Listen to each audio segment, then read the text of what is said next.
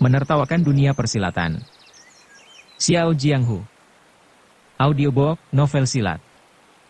Cerita, Jin Yong. Jilid 130. Pemilihan ketua perguruan. Ya, teriak yang lianting. Omong kosong. Teriak sebagian besar orang-orang perguruan Songshan dan Taishan. Mahabiksu Fang Zheng adalah ketua perguruan Shaolin. Ada sangkut paut apa dengan perguruan 5 gunung kita? Dewa Ranting Persik menyahut, bukankah tadi pendeta tua itu mengatakan jabatan ketua harus dipegang oleh seorang tokoh berbudi luhur dan bijaksana, yang memiliki nama baik dan pengaruh besar. Sekarang kita telah mendapatkan pilihan yang tepat dan sesuai dengan syarat tersebut, yaitu Mahabiksu Fang Zheng. Memangnya kalian berani menyangkal kalau beliau tidak memenuhi syarat-syarat itu? Memangnya kalian berani mengatakan Mahabiksu Fang Zheng tidak berbudi luhur, tidak bijaksana, tidak memiliki nama baik, dan tidak memiliki pengaruh besar? Aduh, coba jawab kalau kalian ingin kami sikat lebih dulu. Barang siapa berani menyangkal Mahabiksu Fang Zheng bahwa beliau tidak memenuhi syarat-syarat tadi, harus berhadapan dengan 6 dewa lembah Persik lebih dulu. Dewa Dahan Persik menambahkan, Mahabiksu Fang Zheng sudah menjadi ketua perguruan Shaolin selama puluhan tahun. Lantas, kenapa beliau tidak boleh menjadi ketua perguruan 5 gunung? Apakah menurut kalian kedudukan Shaolin lebih rendah daripada 5 gunung? Hanya orang gila yang tidak bisa menerima Mahabiksu Fang Zheng sebagai ketua. Mendengar itu Yujizi dari Taishan menanggapi, Mahabiksu Fang Zheng memang seorang tokoh yang harus dihormati oleh siapapun juga. Tetapi yang kita pilih sekarang adalah ketua perguruan 5 gunung, sedangkan Mahabiksu Fang Zheng adalah tamu kehormatan, mana boleh beliau diikut sertakan dalam urusan ini. Dewa Dahan Persik balas bertanya, jadi maksudmu, Mahabiksu Fang Zheng tidak dapat dipilih menjadi ketua karena biara Shaolin kau anggap tak ada sangkut pautnya dengan perguruan 5 gunung, begitu? Benar, jawab Yujizi. Dewa Dahan Persik menyahut, mengapa perguruan Shaolin tidak punya sangkut paut dengan perguruan 5 gunung? Aku justru mengatakan sangat besar sangkut pautnya. Coba katakan, perguruan 5 gunung terdiri dari 5 perguruan apa? Ah, saudara ini sudah tahu sengaja bertanya, ujar Yujizi. Perguruan 5 gunung jelas terdiri dari perguruan Songshan, Hengshan, Taishan, Henshan, dan Huashan. Salah besar, sahut Dewa Bunga Persik dan Dewa Buah Persik bersamaan. Tadi Zuo Lengchan telah menyatakan bahwa setelah Serikat Pedang 5 gunung dilebur, maka nama perguruan Taishan, Songshan, dan lainnya sudah tidak lagi ada. Tapi mengapa sekarang kau menyebut-nyebut nama kelima perguruan itu? Dewa Daun Persik menyambung, ini tandanya dia tidak pernah melupakan golongannya sendiri. Dia sudah cinta mati terhadap perguruannya. Begitu ada kesempatan, tentu dia akan membangkitkan kembali kebesaran perguruan Taishan. Para hadirin banyak yang tertawa geli. Dalam hati mereka berpikir, keenam orang tua ini terlihat sinting, tapi begitu ada yang salah bicara sedikit saja, mereka langsung mendebatnya sampai pihak lawan mati kutu. Para hadirin jelas tidak tahu kalau 6 dewa lembah Persik sejak mulai bisa bicara sudah gemar berdebat dan bantah-membantah di antara sesama saudara. Selama puluhan tahun pekerjaan mereka hanya berdebat melulu. Kini ke-6 kepala digunakan sekaligus, 6 mulut terbuka bersama, siapa orangnya yang tidak kewalahan menghadapi mereka? Yujizi tampak tersipu malu oleh bantahan 6 dewa lembah Persik tadi. Terpaksa ia berkata, perguruan 5 gunung punya 6 anggota istimewa seperti kalian, sungguh sial. Dewa Bunga Persik langsung menanggapi, apa? Kau bilang perguruan 5 gunung sungguh sial? Itu artinya kau tidak ingin bergabung dengan perguruan 5 gunung. Dewa Buah Persik menyambung, perguruan 5 gunung baru saja didirikan pada hari pertama ini sudah kau sumpahi dengan ucapan sial segala. Padahal, kita semua mengharapkan perguruan 5 gunung akan berkembang dan berjaya di dunia persilatan, sejajar dengan Shaolin dan Wudang. Pendeta Yuji, mengapa hatimu begitu jahat dan suka menyumpahi? Benar, itu membuktikan Pendeta Yuji menghendaki kegagalan pendirian perguruan 5 gunung kita. Kakinya ada di 5 gunung, tapi hatinya masih merindukan Taishan. Mana boleh kita mengampuni orang yang punya maksud jahat seperti ini? Dia tidak boleh berada di dalam perguruan kita, ujar Dewa Daun Persik. Kaum persilatan setiap saat bisa mati dalam pertarungan, sehingga pada umumnya memang sangat tabu terhadap kata-kata yang bersifat menyumpahi. Karena itu, banyak di antara hadirin yang sepaham dengan 6 dewa lembah Persik lantas menganggap UGC memang tidak sepantasnya mengatakan perguruan 5 gunung sial pada hari pertama diresmikan. Zhuo Lengchan juga diam-diam kurang suka dengan ucapan UGC tadi. Namun, ia sadar sekutunya itu sedang terdesak dan salah bicara. UGC sendiri merasa telah telanjur salah bicara, sehingga ia menjadi bungkam dengan memendam amarah. Segera Dewa Dahan Persik berseru, kami mengatakan perguruan Shaolin memiliki hubungan besar dengan perguruan Songshan, tapi pendeta Yuji justru bilang tiada sangkut pautnya. Sebenarnya bagaimana? Kau yang salah atau kami yang betul? Dewa Dahan Persik berkata, aku berkata perguruan Shaolin dan Songshan memiliki hubungan besar, tapi pendeta Yuji mengatakan tidak ada sangkut paut sama sekali. Mana yang benar? UGC menjawab gemas, kalau kau suka mengatakan ada sangkut pautnya, maka anggap saja kau yang benar. Hahaha, segala urusan di dunia ini memang tidak bisa mengingkari satu hal, yaitu kebenaran, kata Dewa Dahan Persik. Coba katakan, biara Shaolin terletak di gunung apa, dan perguruan Songshan terletak di gunung apa?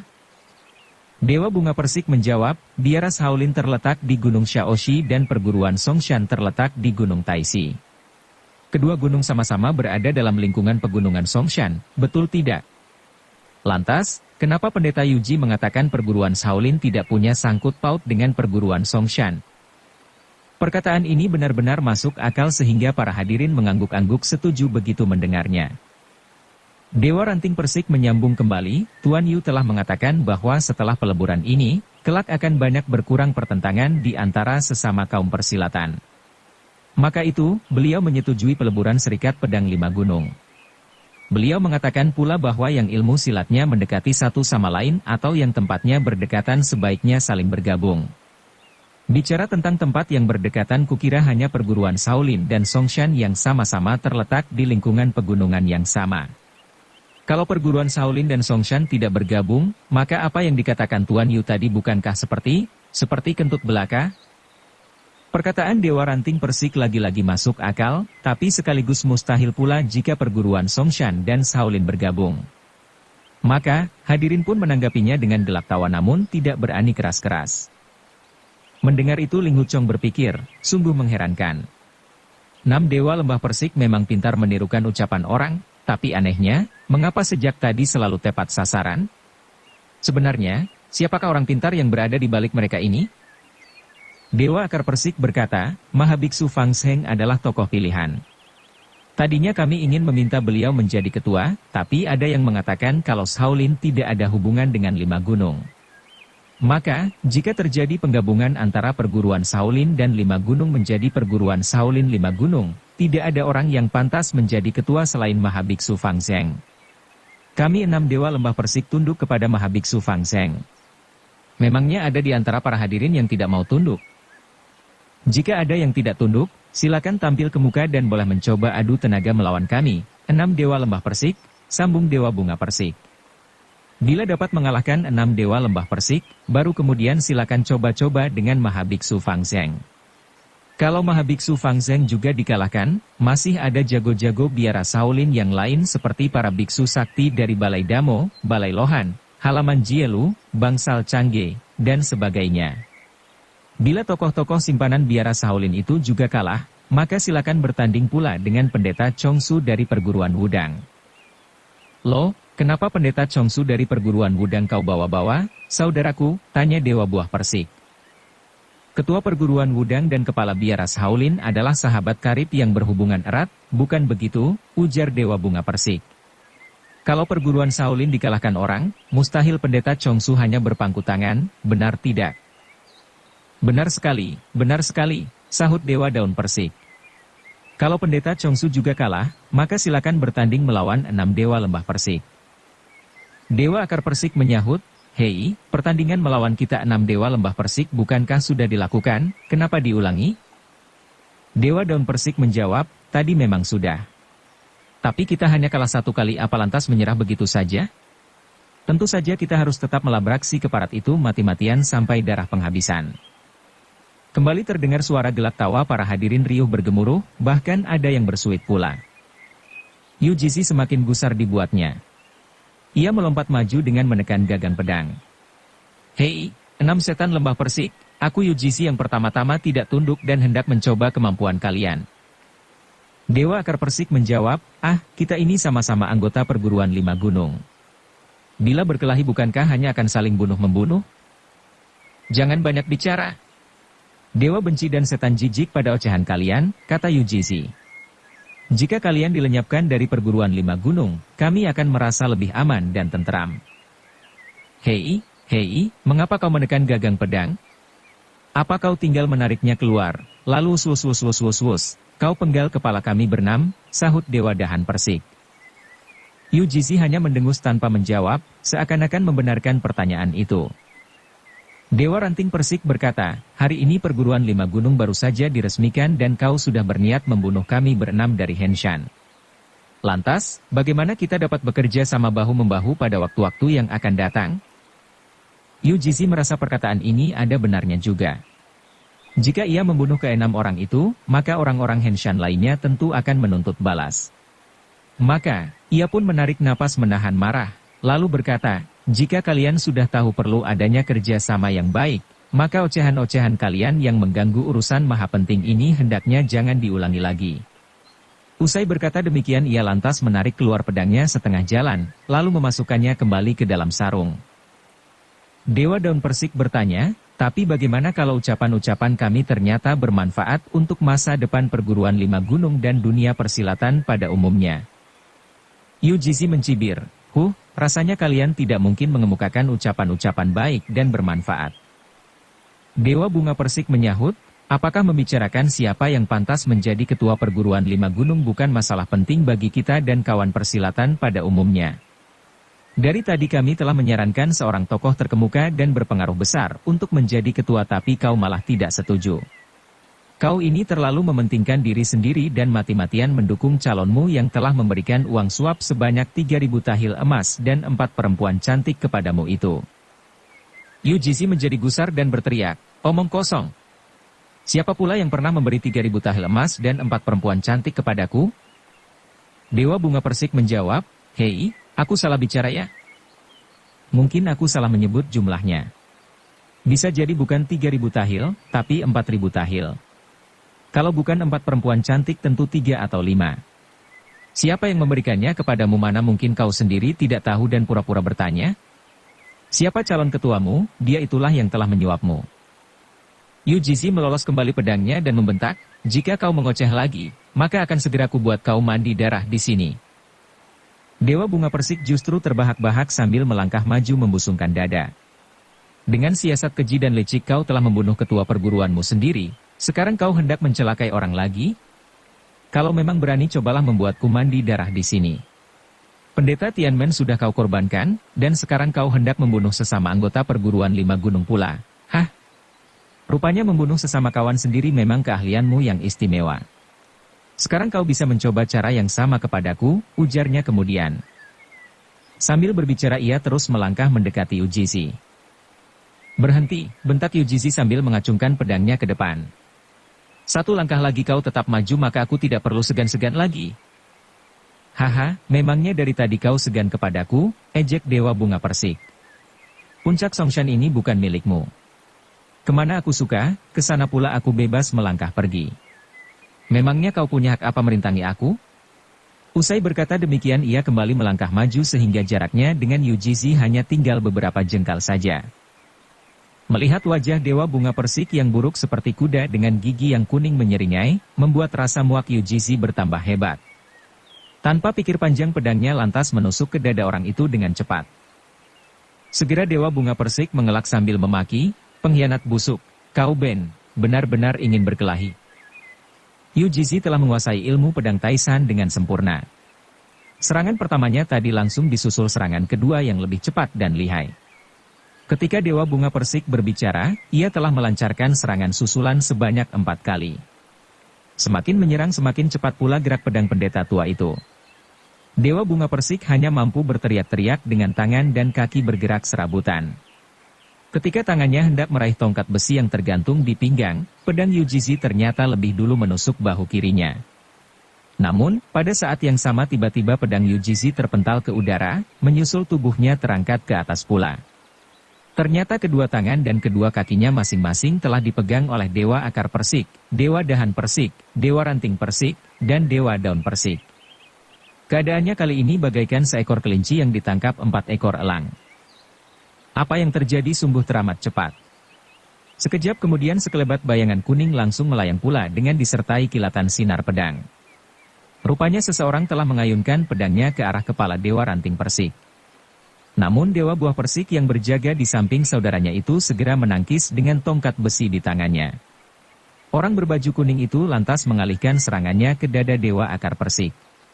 Tapi Dewa Bunga Persik juga sudah bersiaga dan menangkis serangan tersebut. Begitu diperhatikan, ternyata si penyerang berbaju kuning itu tidak lain adalah ketua perguruan Songshan sendiri, Zuo Lengchan. Sejak tadi Zuo Lengchan sudah tahu kalau 6 Dewa Lembah Persik memiliki kepandaian yang tinggi, meskipun tingkah laku dan ucapan mereka ugal-ugalan. Ia teringat peristiwa setahun yang lalu saat salah seorang sekutunya yang bernama Cheng Buyo dari kelompok pedang tewas dirobek ke 6 orang aneh itu menjadi 4 potong di Gunung Huashan.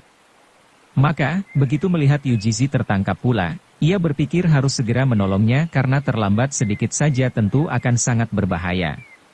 Sebagai tuan rumah sebenarnya Zuo Lengchan tidak pantas turun tangan secara langsung. Namun menghadapi detik-detik berbahaya seperti itu terpaksa ia harus menyelamatkan nyawa Yu Jizi. 2 kali ia menyerang Dewa Ranting Persik dan Dewa Akar Persik dengan jurus-jurus mematikan, namun selalu dapat ditangkis oleh Dewa Bunga Persik dan Dewa Buah Persik. Sungguh rapih cara kerja sama 6 Dewa Lembah Persik. Jika 4 orang menangkap lawan, maka 2 orang sisanya berjaga di samping untuk melindungi. Sementara itu, nyawa Yu Jizi sendiri bagaikan telur di ujung tanduk.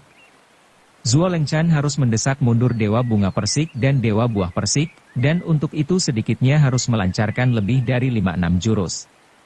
Jika harus menunggu selama itu, maka tubuh Yu Jizi tentu sudah ditarik robek oleh keempat Dewa Persik lainnya. Sungguh tidak disangka, tiba-tiba saja terdengar suara Yu Jizi menjerit keras-keras dan tubuhnya terbanting ke tanah dengan kepala di bawah. Tampak Dewa Akar Persik dan Dewa Ranting Persik masing-masing memegang sepotong lengan putus, Dewa Dahan Persik memegang sepotong kaki putus, sedangkan Dewa Daun Persik memegang sebelah kaki yang masih bersatu dengan tubuh dan kepala Yu Jizi. Rupanya Zuo Lengchan merasa tidak mampu memaksa 6 Dewa Lembah Persik melepaskan Yu Jizi dalam waktu sesingkat itu. Terpaksa ia mengambil tindakan tegas dengan cara memotong kedua lengan dan sebelah kaki sekutunya itu sehingga 6 Dewa Lembah Persik tidak dapat merobeknya menjadi 4 potong. Ini bagaikan memotong kaki yang dipatuk ular berbisa supaya racun tidak menjalar ke seluruh tubuh. Meski terpaksa harus kehilangan 3 anggota badan, namun setidaknya nyawa Yu Jizi dapat diselamatkan, karena 6 Dewa Lembah Persik tidak mungkin mengganggu seorang yang sudah cacat. Selesai melaksanakan tindakan maha cepat itu, Zuo Lengchan mengundurkan diri ke tepi sambil mendengus sinis. "Hei, Zuo Lengchan," seru Dewa Ranting Persik, "kau telah memberi suap berupa emas dan perempuan cantik kepada Yu Jizi dan menyuruhnya untuk mendukungmu menjadi ketua perguruan 5 gunung. Tapi sekarang mengapa kau berbalik membuntungi kaki dan kedua tangannya? Apakah kau bermaksud melenyapkan saksi? Hah? Hahaha, ia khawatir kita akan merobek Yu Jizi menjadi 4 potong, maka itu ia lebih dulu memotong anggota badan Yu Jizi. Padahal dia telah salah duga," sambung Dewa Akar Persik. "Benar. Kau berlagak pintar sendiri, haha, sungguh lucu, sungguh menggelikan," kata Dewa Buah Persik. "Kami menangkap Yu Jizi untuk mengajaknya bercanda. Hanya untuk menakut-nakuti saja. Padahal, hari ini adalah hari bahagia berdirinya perguruan 5 gunung, mana mungkin kami berani main bunuh-membunuh segala? Walaupun Yu Jizi berniat membunuhku, tapi mengingat kami adalah sesama anggota perguruan 5 gunung, mana mungkin kami tega membunuhnya," sambung Dewa Bunga Persik. "Dia bersikap kejam kepada kami, tapi kami tetap bersikap baik kepadanya." Dewa Akar Persik berkata, "Kami hanya ingin melemparkan tubuhnya ke udara, lalu kami akan menangkapnya kembali. Kami hanya ingin bergurau dan menakut-nakuti dia saja." Sebaliknya, Zuo Lengchan ternyata bertindak begitu kejam dan gegabah. Sungguh tolol. Dewa Daun Persik menarik kaki Yu Jizi dan menyeret tubuh pendeta malang yang berlumuran darah itu ke hadapan Zuo Lengchan dan melepaskannya. Dengan menggeleng-geleng ia berkata, "Zuo Lengchan, kau benar-benar sangat kejam. Orang baik-baik seperti Yu Jizi ini mengapa tega kau buntungi kaki dan kedua lengannya? Sekarang dia hanya memiliki satu kaki saja, lantas bagaimana caranya bisa bertahan hidup? Zuo Lengchan sudah tentu sangat gemas. Gusar hatinya tiada terkira. Padahal kalau tadi ia tidak mengambil tindakan tegas, tentu tubuh Yu Jizi sudah tertarik robek menjadi 4 potong. Tapi sekarang malah dirinya yang dianggap kejam. Namun demikian, untuk membela diri juga tidak ada dasarnya, terpaksa ia hanya mendengus tanpa menjawab. Dewa akar persik segera menyambung, kalau Zuo Lengchan mau membunuh harusnya sekali tebas ia memenggal kepala Yu Jizi saja. Tapi ia justru menyiksanya dengan cara membuntungi kaki dan kedua lengannya. Kini Yu Jizi mati tak hendak, hidup tak mau. Cara yang dipakai Zuo Lengchan sungguh keji dan tidak berbudi. Dewa dahan persik menambahkan, kita ini sama-sama anggota perguruan 5 gunung. Ada persoalan apapun harus dapat dirundingkan secara baik-baik. Mengapa harus memakai cara sekejam ini? Sedikit pun tidak punya rasa setia kawan. Sungguh tidak bijaksana. Mendengar itu, Ding Nian berteriak membela kakak seperguruannya, kalian berenam terkenal suka merobek badan orang. Tindakan ketua Zuo tadi justru bermaksud menyelamatkan jiwa pendeta Yuji. Tapi mengapa kalian malah memutarbalikkan persoalan? Dewa Ranting Persik menanggapi, jelas sekali kami hanya bercanda dengan Yu Jizi, tapi Zuo Lengchan justru salah sangka. Kenapa dia tidak bisa membedakan orang yang sedang bercanda dengan yang sungguh-sungguh? Betapa bodohnya Zuo Lengchan ini. Seorang laki-laki sejati berani berbuat berani bertanggung jawab, sambung Dewa Daun Persik. Zuo Lengchan sudah membuntungi Yu Jizi maka harus berani mengakui perbuatannya.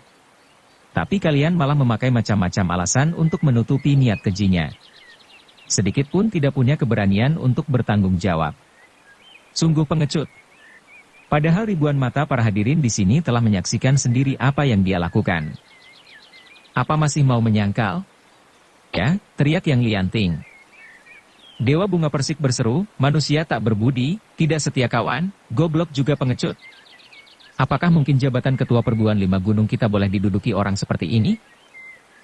Zuo Lengchan, kau jangan bermimpi di siang bolong. Begitu selesai berbicara, kelima saudaranya ikut menggeleng-gelengkan kepala. Sebenarnya banyak di antara para hadirin yang duduk di dekat panggung Fengshan memiliki pandangan tajam dapat memaklumi maksud baik Zuo Lengchan. Kalau tadi ketua Songshan itu tidak bertindak cepat tentu jiwa Yu Jizi sudah melayang dengan tubuh robek menjadi 4 bagian. Diam-diam mereka memuji kehebatan ilmu pedang Zuo Lengchan dan kecepatannya mengambil keputusan. Namun karena apa yang dikatakan 6 dewa lembah persik cukup berdasar, sulit bagi orang lain untuk menyanggahnya. Maka, para hadirin yang mengetahui maksud hati Zuo Lengchan hanya bisa terdiam, sedangkan mereka yang tidak tahu duduk permasalahannya tampak menampilkan wajah tidak puas dan menganggap ketua perguruan Songshan itu bertindak terlalu gegabah. Yang paling hafal watak 6 dewa lembah persik tentu saja Ling Huchong. Ia pun merenung, aneh, mengapa 6 bersaudara ini tiba-tiba berubah pintar dan setiap kata-kata mereka selalu tepat mengenai titik kelemahan Zuo Lengchan. Padahal biasanya mereka suka gila-gilaan dan mengoceh omong kosong. Siapa sebenarnya orang pintar yang berdiri di balik mereka bernam? Usai berpikir demikian Ling Huchong perlahan-lahan mendekati 6 dewa lembah persik untuk memeriksa apakah di sekitar mereka terdapat orang pintar yang memberikan petunjuk. Namun dilihatnya ke 6 bersaudara itu berkumpul menjadi satu dan di sekitar mereka tak ada orang lain lagi. Malah mereka tampak sibuk membalut luka di bahu kiri dewa bunga persik yang tertusuk pedang Yu Jizi tadi. Ketika berpaling lagi, tiba-tiba Ling Huchong mendengar suara bisikan yang sangat lirih. Kakak Chong, apakah kau sedang mencari diriku? Suara tersebut sangat lirih bagaikan nyamuk mendenging masuk ke dalam telinga. Seketika perasaan Ling Huchong terkejut bercampur senang. Meski sangat lirih, tapi ia dapat langsung mengenali pemilik suara tersebut yang tidak lain adalah Ren Yingying. Begitu memandang ke sekeliling, tampak olehnya seorang laki-laki berewok dengan badan agak gemuk berdiri bersandar pada sepotong batu besar sambil menggaruk-garuk kepala bermalas-malasan. Laki-laki berewok macam ini sedikitnya ada 100 atau 200 orang di antara ribuan hadirin yang berkumpul di tempat itu, sehingga cenderung tidak menarik perhatian. Namun mendadak dari sorot mata laki-laki ini Ling Huchong melihat kilasan senyuman yang licik tapi menawan. Begitu senangnya tanpa terasa kakinya pun berjalan mendekati orang itu. Seketika suara Ren Yingying kembali terdengar, jangan kemari, nanti penyamaranku terbongkar. Begitu lirih suara ini bagaikan sehelai benang sutra, tapi masuk ke telinga Ling Huchong sehingga terdengar jelas olehnya. Ling Huchong pun menghentikan langkah dan berpikir, ternyata kau menguasai ilmu menyalurkan suara ke dalam pikiran orang lain. Seketika ia pun terkesiap dan berpikir, ternyata kata-kata 6 dewa lembah Persik tadi adalah hasil bisikanmu. Pantas saja keenam orang dungu itu mampu berbicara tentang budi, kesetiaan, dan kebijaksanaan segala. Entah ilmu apa yang kau pergunakan untuk menyalurkan suaramu ke dalam pikiran mereka, namun aku yakin ini adalah ilmu rahasia pelajaran dari ayahmu. Usai berpikir demikian Ling Huchong tak kuasa menahan gembira dan berteriak keras, kata-kata 7 dewa lembah Persik memang benar dan masuk akal. Tadinya aku mengira mereka hanya berjumlah 6. Tak disangka, ternyata ada seorang lagi anggota ke-7 yang paling pintar dan cerdik di antara mereka, juga seorang yang paling cantik pula. Dia adalah Dewi Kuntum Persik. Mendengar ucapan Ling Huchong itu beberapa di antara para hadirin terkejut dan menoleh ke arahnya, namun mereka tidak paham atas apa yang baru saja ia katakan. Terdengar Ren Yingying kembali menyalurkan suaranya, ini adalah saat-saat yang sangat gawat. Kau adalah ketua perguruan Henshan, sehingga tidak pantas lagi bicara seenaknya seperti dulu. Zuo Lengchan sedang terdesak.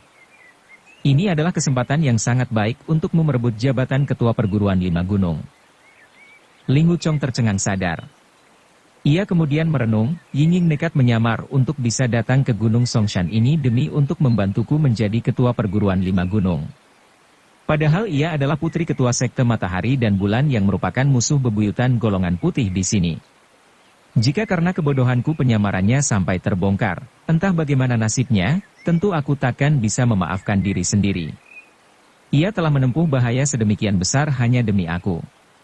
Perasaannya kepadaku begitu mendalam. Aku benar-benar tak tahu bagaimana membalasnya. Kemudian terdengar Dewa Akar Persik berkata, tokoh besar seperti Mahabiksu Fang Zheng tidak bisa kalian terima sebagai ketua. Yu Jizi sekarang hanya tinggal memiliki 1 kaki. Zuo Lengchan sendiri jelas tidak berbudi dan berwatak keji. Maka mereka tidak bisa menduduki tempat terhormat itu. Sekarang biarlah kita memilih seorang kesatria muda yang ilmu pedangnya nomor 1 di dunia untuk menjadi pimpinan kita. Kalau ada yang tidak setuju, silakan maju untuk meminta petunjuk kepadanya.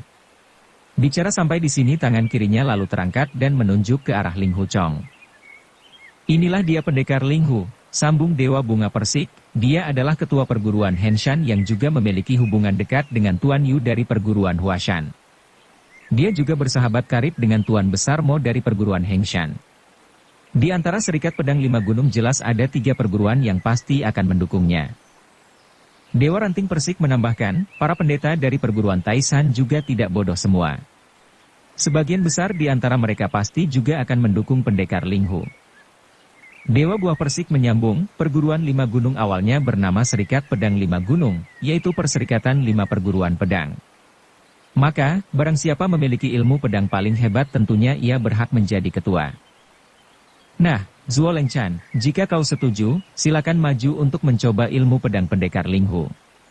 Yang menang, dialah yang berhak menjadi ketua perguruan 5 gunung. Ini namanya bertanding pedang untuk merebut kedudukan, seru Dewa Daun Persik.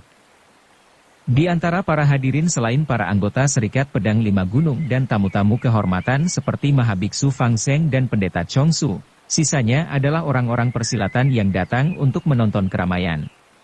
Sebenarnya mereka paling tidak suka mendengarkan pidato panjang lebar dan bertele-tele. Hanya saja, ucapan-ucapan 6 dewa lembah Persik yang jenaka dan menggelikan telah membuat mereka bisa menerima perdebatan itu dan mengikutinya dengan senang. Andai saja semua orang berbicara seperti Yu Bukun tadi, tentu mereka akan merasa bosan setengah mati dan pulang sebelum acara selesai. Selain itu, peristiwa kematian pendeta Tianmen dan bagaimana Yu Jizi kehilangan kaki dan kedua lengan telah membuat para hadirin merasa ngeri. Maka, begitu mendengar Dewa Daun Persik mengemukakan, bertanding pedang untuk merebut kedudukan, serentak para hadirin pun bersorak gembira menyatakan setuju. Mereka berpikir kini saatnya mengubah kengerian dalam hati menjadi perasaan semangat untuk menyaksikan pertandingan sengit di antara tokoh-tokoh tertinggi yang dijagokan oleh pihak masing-masing. Sementara itu Ling Huchong berpikir, aku telah berjanji kepada Mahabiksu Fang Zheng dan Pendeta Chongsu untuk merintangi ambisi Zuo Lengchan menjadi ketua perguruan 5 gunung. Maka, sebaiknya aku harus membantu guru menjadi ketua. Beliau terkenal baik budi dan bijaksana, tentu akan dapat diterima oleh semua pihak.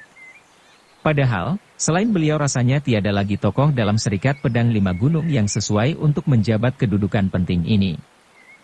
Karena berpikir demikian, segera Ling Huchong berseru, di hadapan kita sudah tersedia seorang tokoh yang paling cocok untuk menjadi ketua perguruan Lima Gunung, mengapa kalian semua lupa? Siapa lagi di antara kita yang bisa menandingi Tuan Yu si pedang budiman dari perguruan Huashan? Ilmu silat Tuan Yu tinggi, pengetahuannya luas, orangnya berbudi dan bijaksana. Semua ini sudah kita ketahui bersama. Maka, segenap anggota perguruan Henshan kami dengan tulus menyarankan agar Tuan Yu diangkat sebagai ketua perguruan Lima Gunung. Serentak murid-murid Huashan bersorak gembira dan menyatakan setuju. Seorang tokoh Songshan menanggapi, ilmu silat Tuan Yu memang tinggi.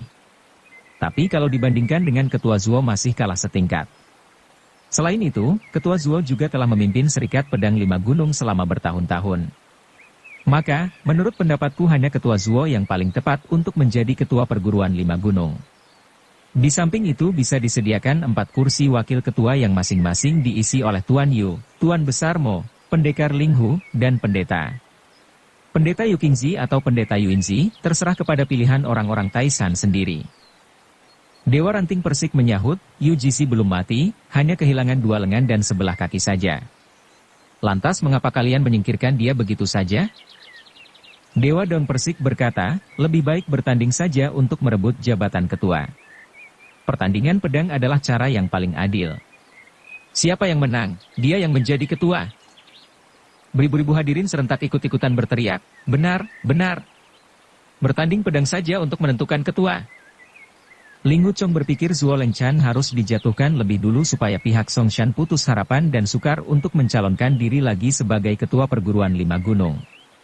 Maka dengan pedang terhunus ia lantas maju ke tengah dan berseru, Tuan Zuo, sesuai kehendak banyak orang, marilah kita berdua memulai pertandingan ini. Dalam hati Ling Huchong berpikir, kalau bicara ilmu pedang, rasanya aku masih sanggup mengatasi Zuo Lengchan. Namun kalau bertanding ilmu pukulan, jelas aku sukar menghadapi jurus tapak es maha dingin andalannya. Ketua Ren saja hampir kehilangan nyawa saat melawannya di biara Shaolin tempo hari. Setelah berhasil mengalahkan Zuo Lengchan, maka aku akan mengalah dalam pertandingan melawan guru. Kalau paman mau ikut serta dalam pertandingan ini juga belum tentu bisa menang melawan guru. Sementara itu pihak Taisan sudah kehilangan 2 orang jagonya, yang satu tewas, yang satu lagi kehilangan lengan dan sebelah kaki. Namun seandainya dalam bertanding ilmu pedang aku tidak bisa mengalahkan Zuo Lengchan, paling tidak aku harus bertahan ribuan jurus supaya tenaganya terkuras habis dan dalam pertandingan selanjutnya, peluang guru untuk menjadi juara akan terbuka lebar. Maka, Ling Huchong segera mengayunkan pedangnya dan berseru, Tuan Zuo, setiap anggota Serikat Pedang Lima Gunung mahir memainkan pedang. Sekarang biarlah pedang menentukan siapa yang kalah, siapa yang menang. Dengan ucapan ini ia sudah menutup jalan Zuo Lengchan agar tidak mengajaknya bertanding ilmu pukulan. Mendengar itu para hadirin semakin ramai bersorak-sorak menyatakan setuju dan berteriak-teriak minta pertandingan lekas dimulai. Pendekar Ling Hu benar. Silakan adu pedang. Yang menang menjadi ketua, yang kalah mendengar perintah. Ini baru namanya adil. Tuan Zuo, lekaslah jawab tantangannya. Apa kau takut kalah? Bicara terus seharian, apa tidak bosan? Ayo mulai bertarung saja, demikian para hadirin berteriak-teriak. Suasana di puncak Songshan itu semakin ramai, dan teriakan-teriakan para hadirin terdengar semakin nyaring. Bahkan, orang-orang berpengalaman yang biasanya bersikap tenang dan hati-hati juga tidak bisa menahan diri untuk ikut bersorak.